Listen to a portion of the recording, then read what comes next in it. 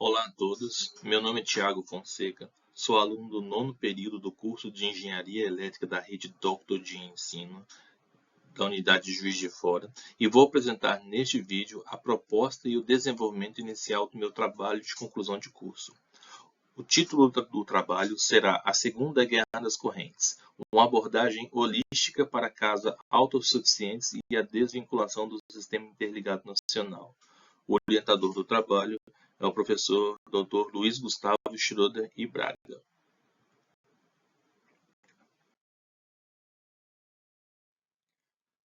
Como humanidade, nós precisamos evoluir no armazenamento e no consumo mais inteligente de energia, pois a intermitência das fontes renováveis, como solar e eólica, por exemplo, elas demandam soluções eficientes de armazenamento para garantir a estabilidade do fornecimento. Assim, a proposta inicial do trabalho será analisada pelos seguintes tópicos.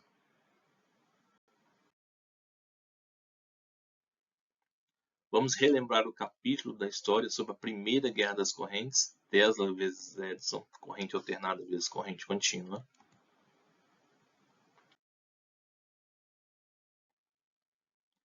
Vamos verificar o papel da autossuficiência das residências e o seu papel na redução da dependência do Sistema Interligado Nacional.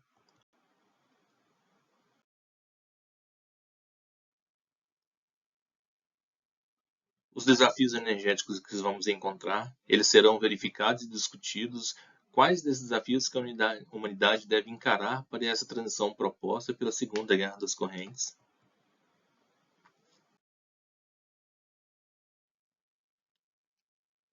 E vamos verificar também, através da descentralização e democratização do consumo e da geração de energia elétrica, se realmente pequenos consumidores precisam depender do Sistema Interligado Nacional.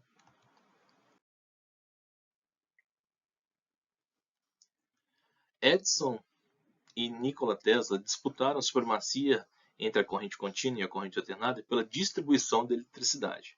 Edison havia inventado um medidor que permitia que a energia fosse cobrada proporcionalmente ao consumo. Porém, esse era o único, ou medidor que funcionava apenas para a corrente contínua. Até o ano de 1882, essas eram as únicas vantagens técnicas e significantes do sistema de corrente contínua. E a partir de um trabalho com campos magnéticos rotacionais, Nikola Tesla desenvolveu um sistema de geração, transmissão e uso da energia elétrica proveniente de corrente alternada. E fez essa parceria com George Westinghouse para comercializar esse sistema. Desta forma, ele foi contornando todo esse monopólio criado por Thomas Edison e começou a reivindicar essas patentes, principalmente no sistema de transmissão e distribuição de energia. E ficou o Nikola Tesla conhecido como o vencedor dessa Primeira Guerra das Correntes, porque o uso da corrente alternada é o que permitiu com que a gente pudesse ter o desenvolvimento elétrico que nós temos hoje, devido à corrente alternada permitir uma distribuição e principalmente uma transmissão de grandes potências a grandes distâncias.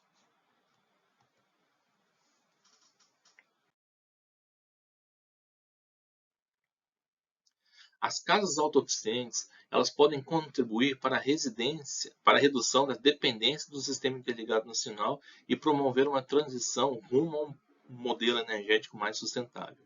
Pequenos consumidores hoje já conseguem gerar eletricidade e consumir, e o excedente é enviado ao Sistema Interligado Nacional, e este é vendido chegando até a zerar a conta de energia dessa casa e de outras residências e outros pontos de consumo das mesmas pessoas através do mesmo CPF. Então as casas elas já são autossuficientes. Então, hoje a tecnologia, nós estamos nesse ponto. Eu consigo não depender hoje do Sistema Interligado Nacional. Mas o que eu faço com esse excedente? É isso que a gente vai verificar nesse trabalho.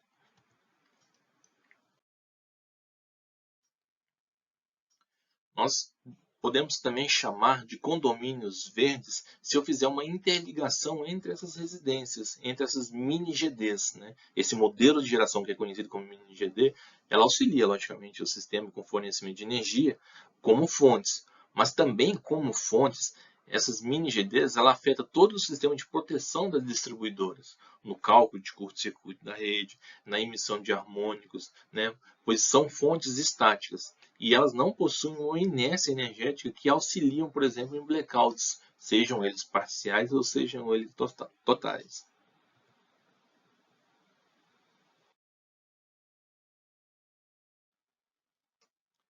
O primeiro grande desafio para tal transição, e uma peça-chave, é o armazenamento de energia.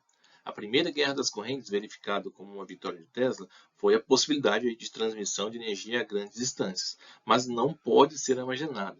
Assim, a corrente contínua vem sendo amplamente utilizada como um armazenamento de energia gerada e não consumida instantaneamente, o que é extremamente necessário para não perdermos essa energia. Além também, já possuímos hoje a tecnologia para transmitir grandes potências em corrente contínua.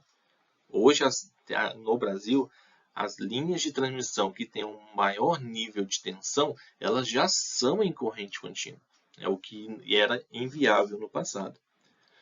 E até a gente pode pensar também como um desafio em armazenamento de energia, são os carros elétricos, né? Por que ao invés da gente, por exemplo, como dissemos, dos eletropostos, por que ao invés de parar um carro e deixar o carro parado para carregar a bateria, por que eu não posso substituir essas baterias? Né? Essas baterias poderiam ser trocadas, por exemplo, ao mesmo tempo que um carro hoje a combustão, ele para no posto, completa ali com líquido, faz o pagamento e sai, demora alguns minutos. Se eu tivesse um sistema plug and play de baterias, eu não conseguiria trocar todas as baterias de um carro, mas eu poderia trocar uma parte das baterias no posto e eu seguir viagem. E essas baterias, através desses condomínios verdes, o posto ali também teria um sistema de recarga dessas baterias.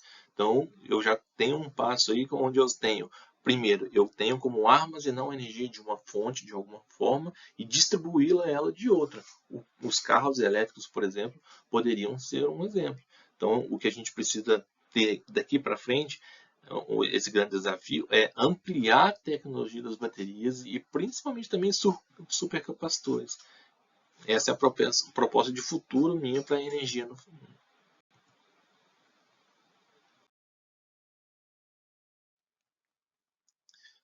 Também precisamos repensar a distribuição de energia elétrica, criando micro-redes e fazendo o compartilhamento do excedente.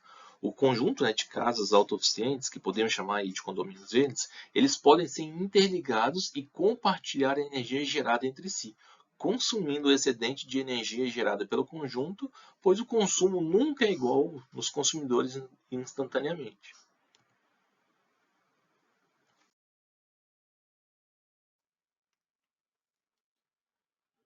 E o que fazer com o excedente de energia gerada através de hoje das grandes fontes de energia se esses pequenos consumidores não necessitarem mais do sistema interligado nacional?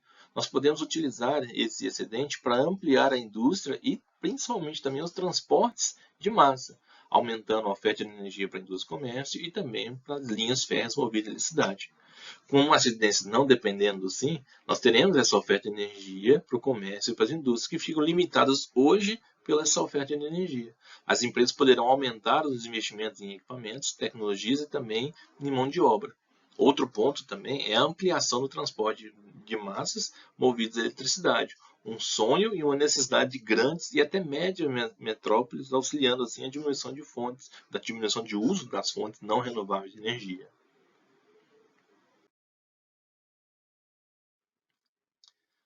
E a descentralização e a democratização do consumo e do uso dessa energia. Como já visto, como a energia pode ser produzida, consumida localmente e de forma compartilhada, dando robustez ao sistema interligado nacional para atender a outras demandas. Assim, a infraestrutura hoje existente, principalmente na distribuição, não necessitaria de grandes investimentos. Porém, como o sistema interligado nacional ficaria com o backup desses condomínios verdes, como que as empresas distribuidoras hoje seriam ressarcidas e como que elas operariam sua infraestrutura, pois ela precisa ser analisada com maior cautela, sem prejuízo para essa parte importante do sistema. Aqui estão as referências utilizadas nessa pequena parte ainda no meu trabalho de conclusão de curso e eu agradeço a visualização de todos vocês.